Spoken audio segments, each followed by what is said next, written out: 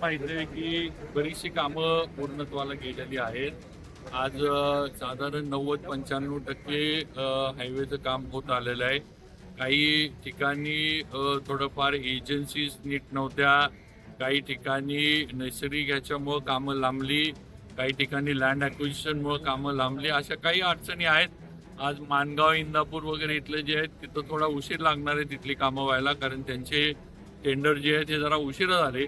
त्यामुळे आज इथं नवीन एजन्सी दिल्या तर आपण ज्या कामं सुरू केली, रेल्वे ओव्हरब्रिज असतील, बायपास असेल, हे सगळं जे आहे ते आता अंतिम याच्यामध्ये आलंय. आणि त्याच्या पलीकडे सांगतो, त्याच्या पलीकडे सुद्धा जी कामं पूर्वीच्या ह्याच्यातनं राहून गेली, मग आता ज्या ठिकाणी आपण उभा आहे इथं त्यांना व्हेकल अंडरपास पाहिजे.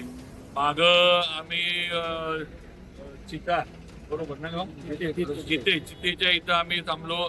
तिथं त्यांची सर्व्हिस रोडची आणि व्हेकल अंडरपासची मागणी होती. इथलं ही कामं पुढचा आपण नॅशनल हायवेनं एक उरलेला याचं आपण हे केलेलं आहे. साधारण तो आणखीन एक 200 कोटीचा कार्यक्रम होणार आहे. तो गडकरी साहेबांकडं नॅशनल हायवेवाल्यांनी पाठवून दिलाय मंजुरीला.